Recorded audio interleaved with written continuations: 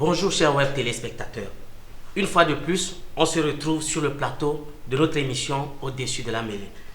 C'est la nouvelle émission qui traite des faits de société. Moi, c'est Emmanuel Koubagla à la présentation. Nous allons débattre d'un phénomène qui devient de plus en plus récurrent dans nos sociétés. Il s'agit des cas de séparation, communément appelés divorce. Un couple par principe est composé de deux personnes, un homme et une femme, qui ont choisi de se mettre ensemble pour la vie. Mais comment comprendre que sur ce chemin de la vie de couple, parsemé certes de difficultés, on arrive à un point de non-retour où on est obligé de se séparer?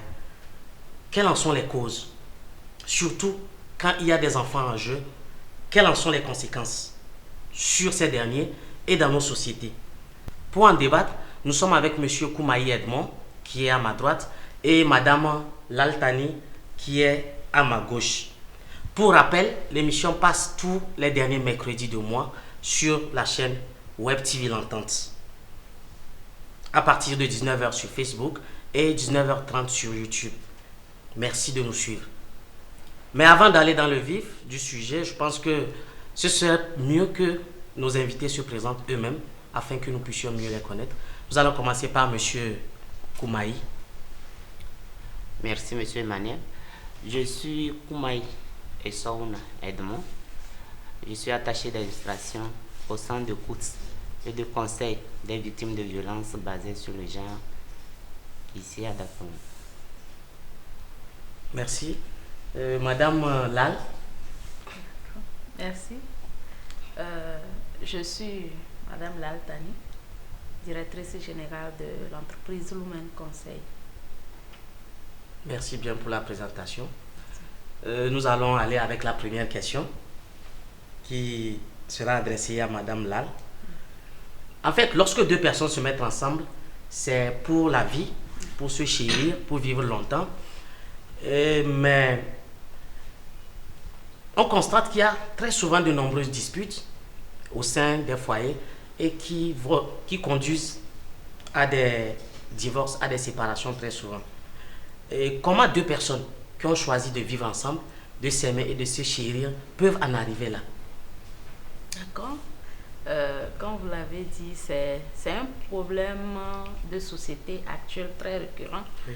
Et quand deux personnes se mettent ensemble, on dit c'est pour le meilleur et pour le pire. Mais de nos jours, nous constatons qu'il y a beaucoup de personnes qui se séparent. Comment on en arrive là? C'est beaucoup de causes qui rentrent en jeu. Oui. La première chose, c'est que on est pressé, on se dit que bon, l'autre s'est marié, il faut forcément que je me marie. Oui. Sans forcément mieux se connaître, sans forcément avoir un projet. Parce que le mariage, il faut le reconnaître, c'est un contrat. Et quand on décide de signer ce contrat, il faut vraiment poser les bonnes bases. Évidemment. Sinon, arrivé à un certain moment, vous allez vous rendre compte que la vie à deux sera beaucoup plus compliquée et c'est ce qui amène souvent les gens à divorcer. Donc, si je reviens, c'est que les causes, il faut vraiment bien prendre la décision parce que d'autres personnes se marient parce que juste mon ami s'est marié, oui. Il faut aussi que je me marie. Tel s'est déjà marié, il faut que je me marie sans même réfléchir à qu'est-ce que je veux dans ce mariage. Voilà. D'accord. Merci bien, Madame Lal, pour l'intervention. Monsieur Koumaï, vous qui avez l'habitude de traiter de ce genre de cas, que pensez-vous de l'intervention de Madame Lal? Madame Lal a ainsi évoqué une des causes des divorces que nous constatons dans la société. Et mis à part cela, je peux ajouter qu'il y a également l'infidélité. Les gens, une fois ensemble, quand l'autre conjoint remarque l'infidélité de l'autre, ça peut conduire au divorce. Nous pouvons également citer le manque de communication dans le couple. Oui. C'est un facteur.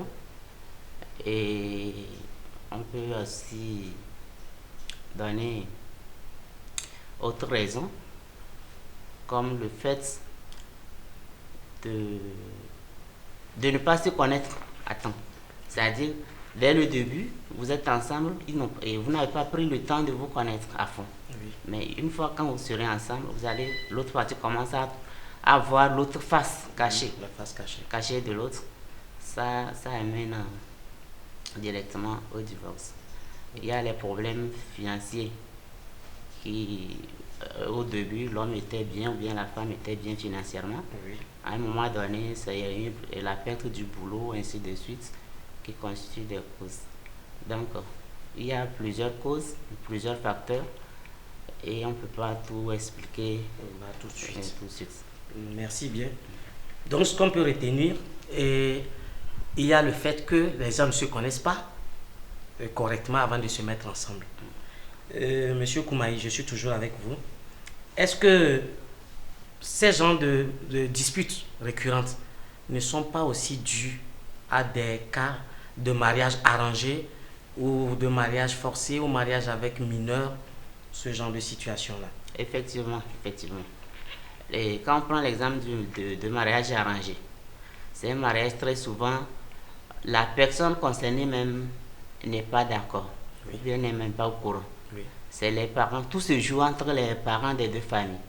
Ça fait qu'une fois dans le foyer, ce qu'elle remarque, ce n'est pas ce qu'elle... Elle ne s'attendait pas à cela. Oui. Donc rapidement, ça tourne au vinaigre. Et les mariages forcés, c'est la même chose. C'est une jeune fille, très souvent, qui n'a pas l'âge de se marier, mais comme les parents souhaitent, parce qu'ils ont vu un monsieur bien nanti, on essaie de lui proposer comme femme. Là, quand il arrive là-bas, c'est pas ça.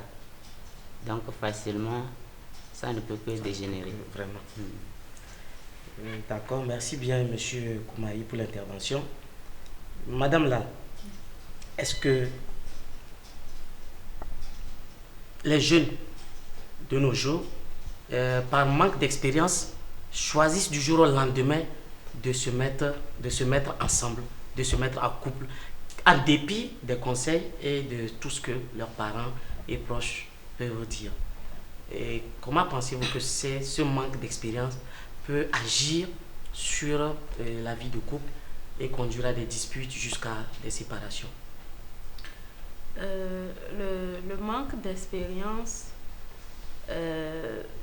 c'est un facteur qui agit beaucoup dans la séparation des couples quand on ne veut pas acquérir de cette expérience, parce que dans tous les cas, étant jeune, c'est en se mettant en couple qu'on prend de l'expérience. Maintenant, on peut s'inspirer de l'expérience des plus aînés pour évoluer. Je dirais que c'est parce que à un certain moment, nous avons désacralisé cette institution qui a été mise en place par le divin, par Dieu. C'est ce qui amène au divorce. Parce qu'aujourd'hui, le jour même qu'on est en train de se marier, on pense déjà au divorce. C'est une chose et son contraire. On se marie aujourd'hui, on ne pense qu'au mariage. Et si le divorce va venir, ça va venir automatiquement. On n'est pas obligé de prévoir directement que bon, il faut déjà qu'on voit. C'est vrai qu'il faut réfléchir à ça, mais parce que il faut le dire, quand on est enfant, on chérit le mariage. On rêve au mariage parfait. Mais quand on en arrive à l'âge, on se pose mille et une questions. Et à un certain moment, on se dit que, bon, est-ce que c'est la peine? Parce qu'il y a beaucoup de personnes aussi qui se posent actuellement, avec les cas de divorce, qui se posent la question, est-ce que c'est la peine de se marier? Et ça décourage. Donc, il faut vraiment qu'à un certain moment, qu'on redonne la sacralité de cette institution. Parce que le mariage, des fois, bon, quand on est juste à deux seuls, c'est mieux. Mais Oui. dès lors qu'il y a un enfant, qu'on se rende compte que c'est un engagement de minimum 20 ans parce qu'il faut assurer l'éducation de cet enfant jusqu'à majorité avant de faire tout ce qu'on veut. On ne peut pas se permettre de se marier aujourd'hui et de divorcer demain et au fur et à mesure, c'est un cercle. Et on forme des enfants rebelles comme ça. Voilà. Vraiment. Merci beaucoup. Monsieur Koumaï, dans ce genre de cas, les deux parties se rejettent très souvent le tort. Madame dit c'est monsieur, monsieur dit c'est madame. Et dites-nous, avec votre expérience dans le domaine de gestion de ces conflits-là, le tort est souvent à qui? Très souvent. Et dans un couple ou bien dans un mariage, Oui. et très souvent, quand il y a problème, ou bien quand les difficultés commencent à arriver dans un couple, et que ça tend vers le divorce, vous allez remarquer que vraiment les torts, chacun rejette le tort sur l'autre. Oui. Mais à notre humble avis, le tort est partagé. Oui. Le tort est vraiment partagé en ce sens que chacun pouvait faire quelque chose pour y remédier. Normalement. Donc, quand ils arrivent, ils disent non, c'est l'homme. C'est vrai, ça pouvait commencer par l'homme. Mais toi, la femme, qu'est-ce que tu as fait Oui. pour que ça change? Ou bien c'est commencé par la femme. Toi, l'homme, qu'est-ce que tu as fait? Quelle action tu as posée pour que la tendance puisse se renverser? On voit que dans ce cas de figure, les torts sont toujours partagés. Et la responsabilité est partagée. D'accord. Le tort est partagé, la responsabilité est partagée, quitte à chacun de faire ce qu'il faut faire pour que les choses marchent. Pour ajouter, Oui, madame là. moi je pense qu'il y a certains divorces même qui se passent sans problème, Oui. qui se passent alors qu'il n'y a pas de problème, c'est ce que je veux dire. Oui. Parce que des deux côtés, on ne s'est pas vraiment connu, Oui. et l'homme a la perception qu'il veut de sa femme, pas la perception réelle de sa femme. Oui. Et vice-versa, la femme a la perception qu'elle veut de son mari. Oui. Et à un certain moment, la réalité lui rattrape et elle ne cherche pas vraiment à comprendre cette réalité. Et c'est un déphasage avec ce qu'elle a dans la tête ou ce qu'il a dans la tête. Et ça amène rapidement des incompréhensions et le divorce est inéluctable. Merci pour cette intervention riche. Donc, je reste toujours avec vous, comme vous venez d'intervenir. Je continue avec vous alors. Et face à ces situations, certains hommes évoquent comme raison l'insoumission de leur femme. Ça vous fait rire. Est-ce que cette raison est-elle valable pour qu'il y ait dispute jusqu'à ce que deux personnes se séparent? Cette raison est valable parce que Dieu même a dit, femmes, soyez soumis à vos maris. Oui. Hommes, aimez vos femmes. Dieu sait ce qu'il a dit et c'est profond. Et quand une femme n'est pas soumise, il faut le reconnaître, le divorce tôt ou tard, ça va arriver. Parce que à un certain moment, il ne peut pas y avoir deux hommes dans une maison. Oui. C'est une institution qui a été mise en place, Oui. et il faut que chacun joue son rôle pour que ça marche. fonctionne. Maintenant, si la femme va prendre le rôle de l'homme et l'homme prend le rôle de la femme, il y a des Ça phasages. devient compliqué. Donc, quand les hommes évoquent ce problème de soumission, c'est un problème réel et très récurrent. Actuellement, il faut le reconnaître, nous les femmes, on n'est pas soumises. Surtout nous les femmes qui nous, entre guillemets, qui ont un boulot, qui est allé à l'école. Bon, on se dit, je travaille, tu travailles. Oui. Je connais, tu connais. C'est ça. Et bon, tu vas m'apprendre quoi? Tu vas me montrer que quoi? Et ça, C'est un sérieux problème. c'est compliqué. On ne peut pas vivre à deux comme ça. Parce que chacun a son rôle.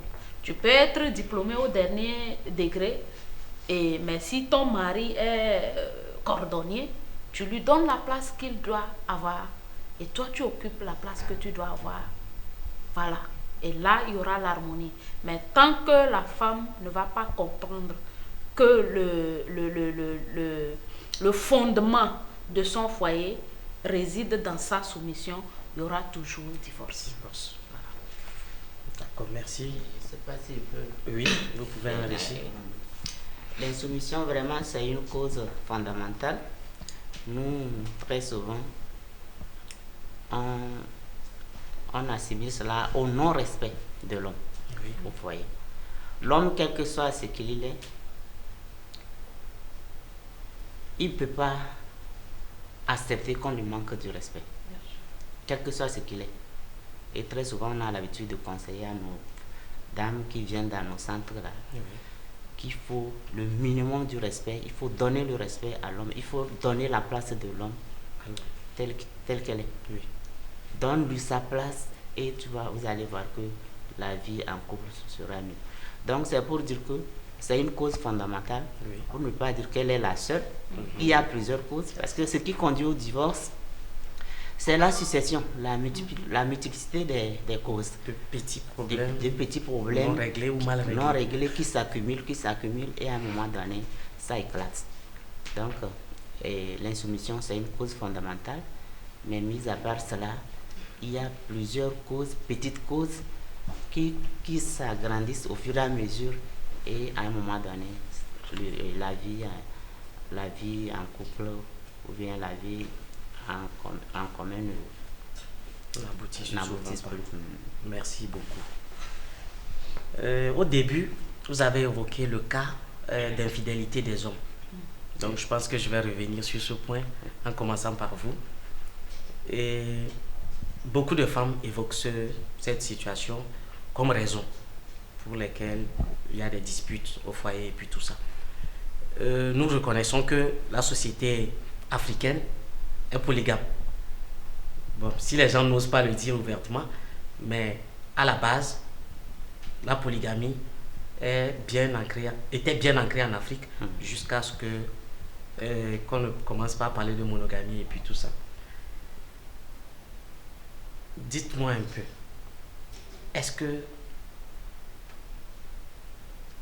qu'est-ce qui peut rendre un homme infidèle?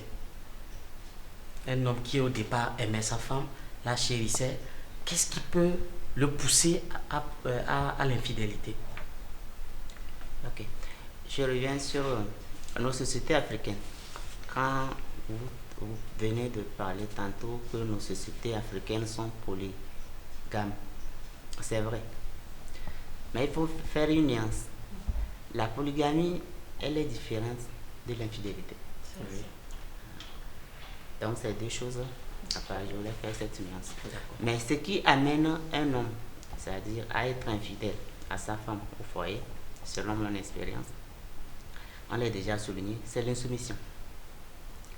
Un homme qui n'est pas respecté à la maison, il va chercher le respect ailleurs. Oui. Très souvent également à la maison, au foyer, quand les jeunes ou bien les hommes se marient, décident de vivre ensemble, vous allez voir que chacun fait tout pour plaire à l'autre. Oui. L'homme aussi bien que la femme fait tout pour plaire à l'autre.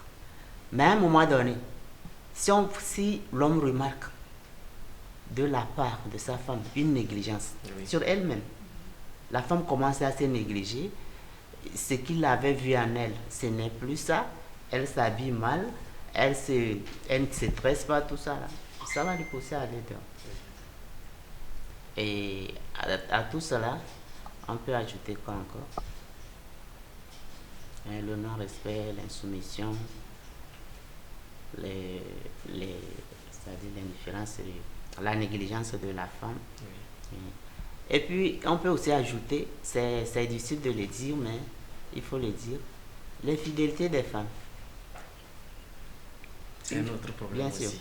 Une femme infidèle, quand une femme est infidèle et l'homme remarque que sa femme lui est infidèle, il peut commencer aussi à jouer le jeu ou bien à faire la même chose qu'elle. D'accord. Tout compte fait, je pense que la polygamie commence par l'infidélité. Parce qu'on devient infidèle un jour et on choisit de ramener cette nouvelle conquête à la maison qui devient la seconde femme, si je ne me trompe. S'il faut rectifier, quelquefois la polygamie ne commence pas par l'infidélité. Oui, pas toujours. Dans la communauté musulmane, Oui. quand le mari veut épouser une autre femme, oui. avant même d'aborder la seconde femme, en parle à sa femme. Oui, normalement. Et ça, c'est pas de l'infidélité. C'est quand la femme donne son accord et qu'il va vers l'autre femme. Et quelquefois même, c'est les femmes qui vont vers cette femme-là pour la draguer pour son mari. Pour son mari. Voilà. Donc, je crois aussi que l'infidélité en est une cause, mais il y a aussi le manque de communication. Oui. Le manque de communication, vous savez, nos sociétés, nos familles africaines sont tellement hypocrites que tout le monde fait ce qu'il veut en fait.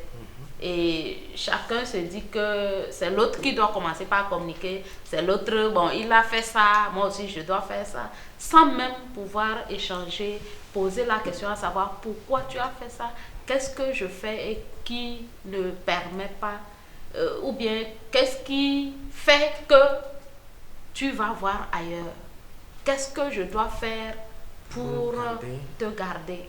Il faut vraiment qu'on communique en famille. Et je pense, c'est vrai, on dit souvent que l'homme est toujours frivole, l'homme est toujours... Mais il y a des hommes tellement frivoles, mais que leur femme arrive à captiver. Donc, ça, c'est la polygamie, oui, mais c'est pas une raison pour dire que l'homme doit toujours voir ailleurs. Quand il y a l'harmonie en couple, quand il y a l'harmonie à la maison, l'homme n'a pas forcément besoin d'aller voir ailleurs. D'accord. Ou il n'a pas le droit normalement. Monsieur Koumaï, vous avez dû vivre des expériences de problèmes de couple. Est-ce que vous pouvez nous raconter une histoire, bon, anonymement, hein, qui vous a marqué, où l'homme ou la femme a vraiment poussé son conjoint à bout à travers son comportement? C'est des cas que nous vivons. C'est des cas que nous vivons, pour ne pas dire tout le temps, dans nos centres qui viennent. Je prends l'exemple d'un monsieur. Souvent, c'est quand ça commence, et c'est la femme qui vient se plaindre. Oui. Comme quoi, il y a un monsieur, et ils vivaient ensemble. Ça fait un bout de temps, ils ont des enfants. Mais l'homme, à un moment donné, il décide, il a trouvé une autre dame dehors, et c'est là-bas les problèmes ont commencé. Il a négligé carrément celle-ci et la femme, jusqu'à ce qu'à un moment donné, il a même quitté le foyer pour aller s'installer chez la nouvelle conquête. Vous voyez. Donc, la femme est venue nous voir. On a invité le monsieur, on a échangé. Comme on lui disait tantôt, chacun évoque des raisons. Oui. Il évoque certaines raisons pas possibles. Et il dit que c'est-à-dire la femme veut le tuer de façon spirituelle. Or, ce n'est pas prouvable. Oui. Donc, on a essayé, on a fait la médiation, mais en vain, on était obligé de la référer au niveau du juge chargé des affaires matrimoniales. Donc le dossier est en cours. Oui. Là-bas, lui également, il tente la conciliation, il est en train de tenter la conciliation. Mais à un moment donné, si ça n'aboutit pas, il sera obligé de la divorcer. C'est un exemple type, parmi tant d'autres. Oui. Madame là. Est-ce que vous avez quelque chose à dire par rapport à ce témoignage? Bon, quelque chose à dire. Il y a beaucoup de causes de divorce, beaucoup de causes de divorce. Comme il a dit, souvent l'homme encaisse. C'est rare que l'homme se plaigne. il encaisse, mais il prend ses décisions. C'est ça le problème. Oui. Il encaisse, ça ne m'a pas plu, ça ne m'a pas plu. Il encaisse et à un certain moment, il prend sa décision unilatérale. Et la femme constate les faits et bon, c'est là que le processus enclenche. Voilà. Maintenant, si la femme est un peu attentive, il va commencer par comprendre, ah, mon homme est en train de changer. Et en ce moment, on commence par faire des actions pour pouvoir le ramener à la raison. C'est quand on n'est pas attentif que le pire arrive.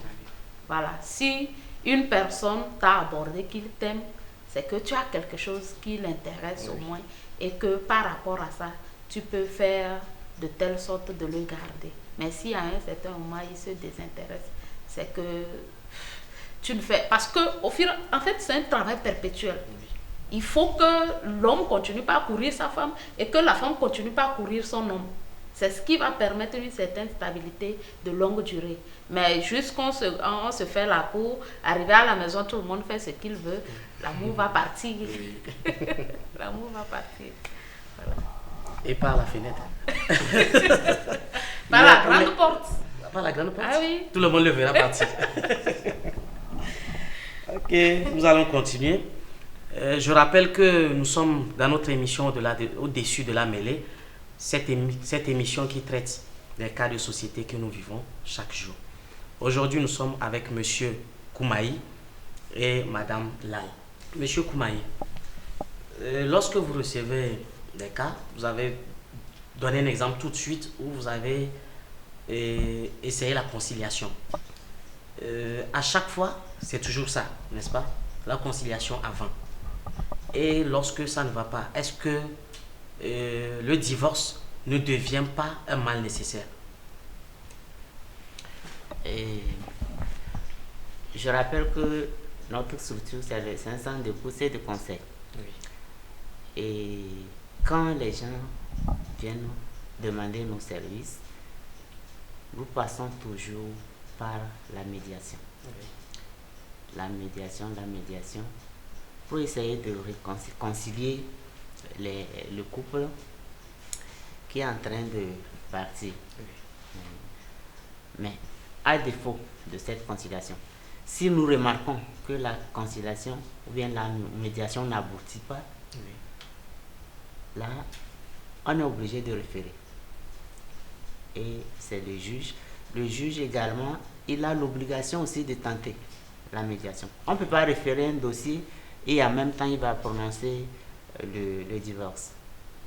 Il va tenter la médiation. Oui. Ça peut aller même sur 2, 3 mois, 4 mois, ça dépend. À un moment donné, s'il remarque le non-aboutissement, là, il est obligé de divorcer, de les libérer.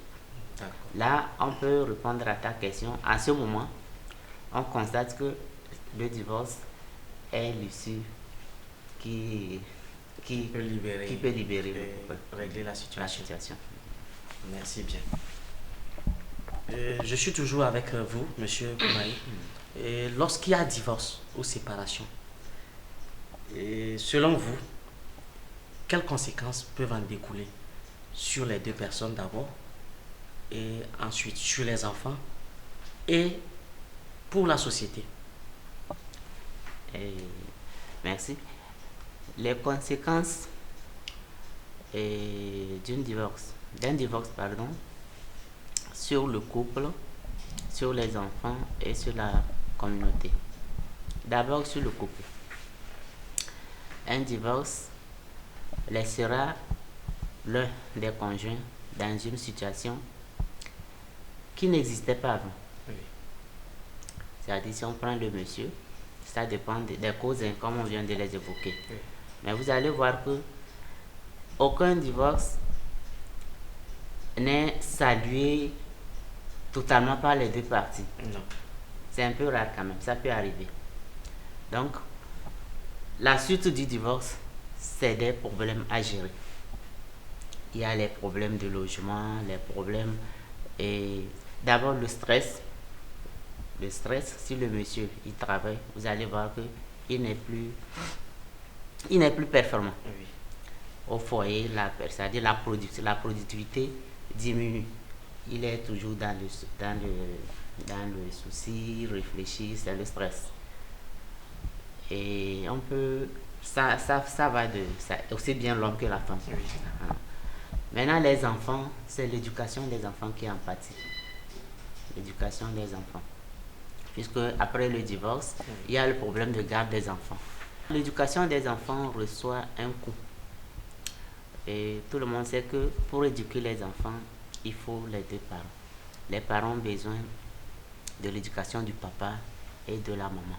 Et quand il arrive qu'ils soient séparés d'un des parents, ça devient un peu compliqué. La maman va les éduquer. Si c'est elle qui a la garde, elle va l'éduquer à sa façon. Si c'est le papa qui a la garde, il va également les éduquer à sa façon.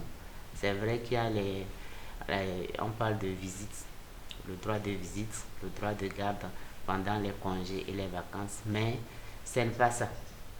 Ça fera que les enfants vont grandir avec ce manque qui devrait être comblé s'ils étaient ensemble. Bon, c'est ce que je peux dire par rapport aux enfants. Maintenant, sur nos sociétés. Sur nos sociétés, vous voyez, quand les enfants sont éduqués par une seule personne, on appelle ça souvent l'éducation parentale. Donc, ils évoluent et ils ont aussi des comportements différents dans la société.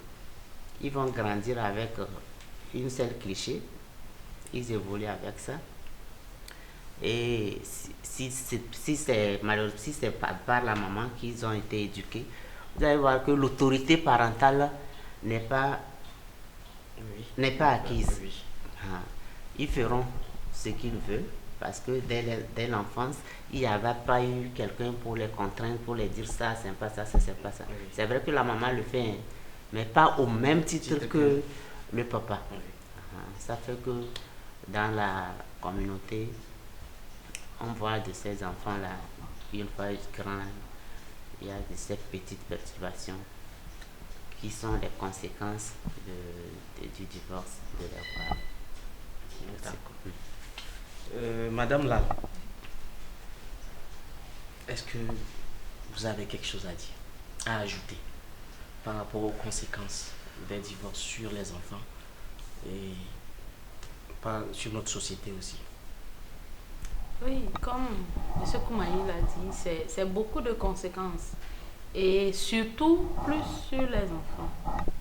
Surtout plus sur les enfants parce que moi je dis souvent que à un certain moment, il faut que vraiment les parents prennent leurs responsabilités.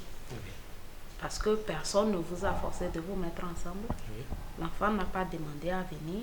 Et dès lors que de votre union, il y a déjà un enfant, vous devez faire un effort pour laisser votre ego de côté, pour vraiment fusionner vos efforts pour l'évolution de cet enfant.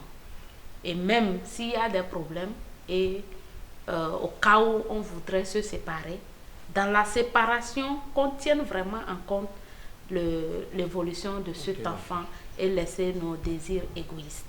Parce qu'un enfant qui n'a pas demandé à venir et qu'on le met dans une situation inconfortable, cet enfant, on est en train de former un habitant de la société à moitié.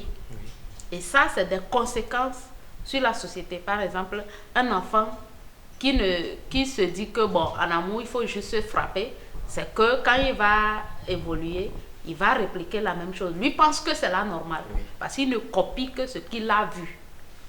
Et là, il faut vraiment souvent qu'on fasse attention par rapport à tous ces trucs.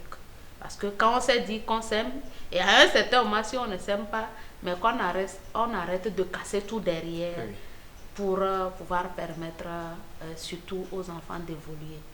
Parce qu'ils n'ont pas demandé à venir.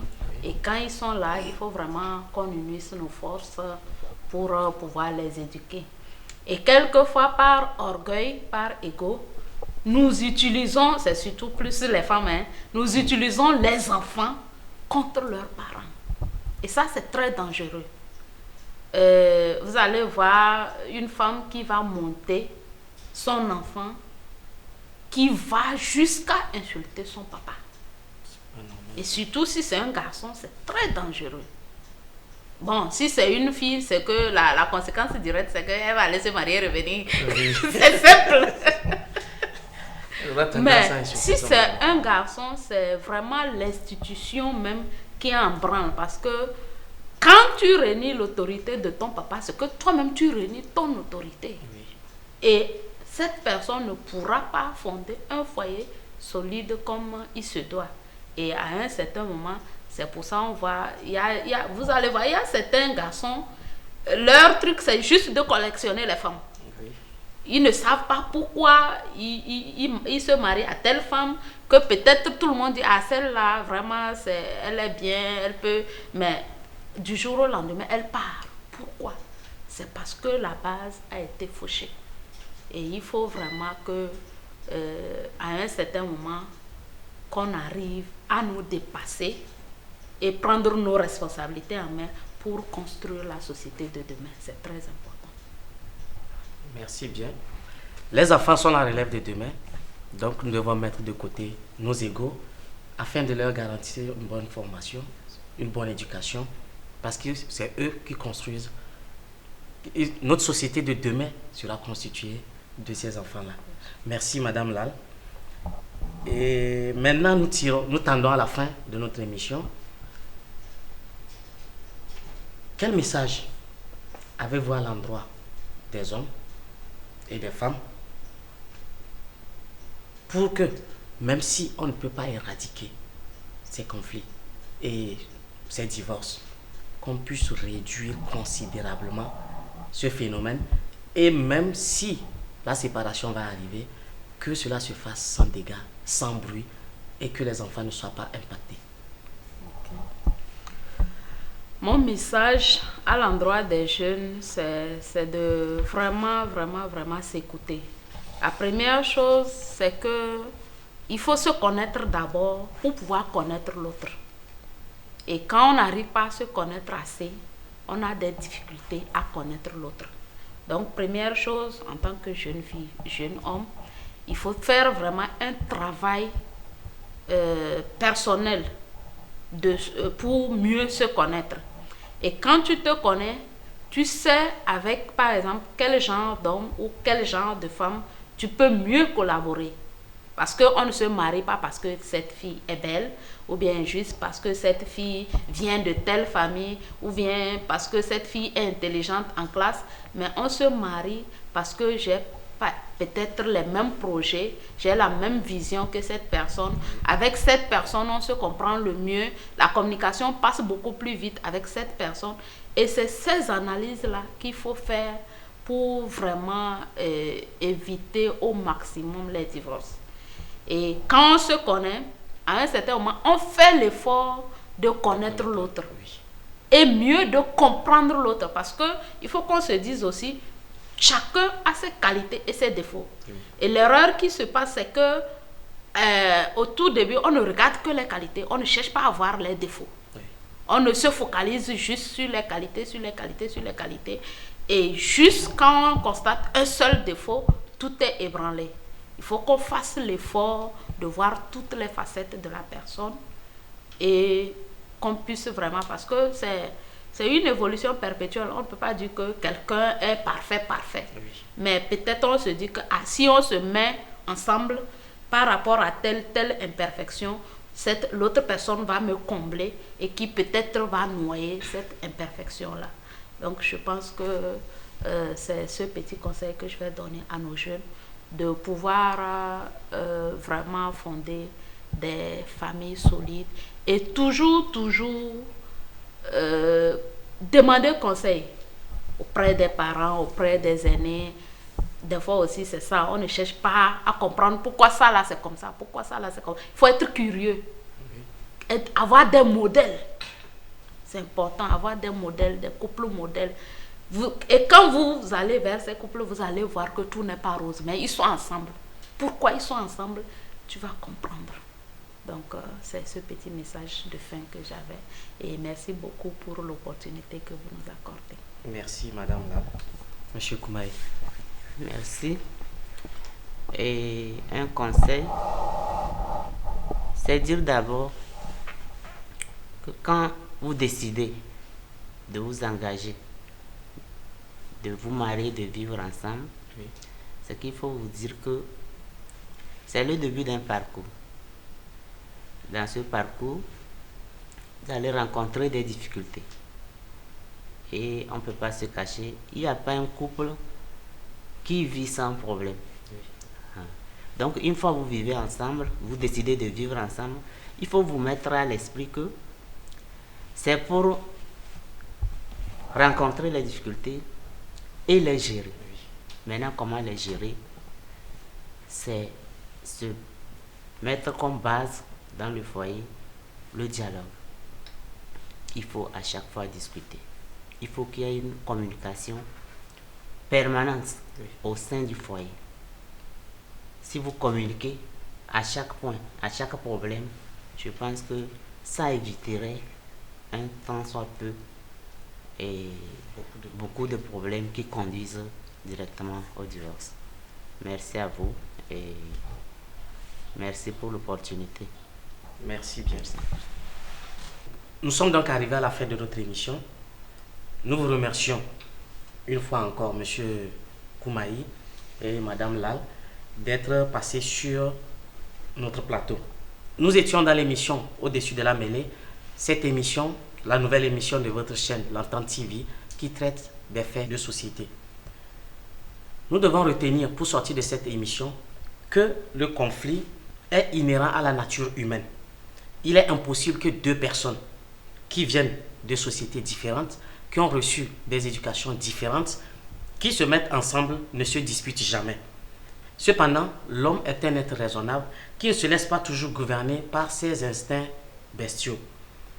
Voilà pourquoi nous devrons, à chaque fois que nous trouvons dans une situation conflictuelle avec notre conjoint, mettre au-dessus notre intérêt personnel, l'intérêt supérieur de la famille pour faire violence sur nous-mêmes afin de donner une chance à la réconciliation. Mais quand la situation atteint un point de non-retour où la séparation est l'unique option, il faut se séparer sans faire trop de dégâts. Car, à part nous, il y a les deux familles qui sont en jeu, il y a nos enfants et il y a la société tout entière. C'est sur ces mots que je dis merci à vous tous qui nous avez suivis ce soir. Bonne soirée, que la paix soit dans votre famille et que la compréhension règne dans vos couples. Pour cette émission, nous avons à la caméra 1, Jean Chablé, à la caméra 2, Jean Monfil, et au son, Modeste Dijingu, assisté de JSB. Jean Chablé a réalisé l'émission et moi, je suis Emmanuel Koubagla pour vous servir. Le rendez-vous pour la prochaine émission est pris pour le mercredi 30 mars 2022 pour un autre numéro. Merci, bonne soirée chez vous.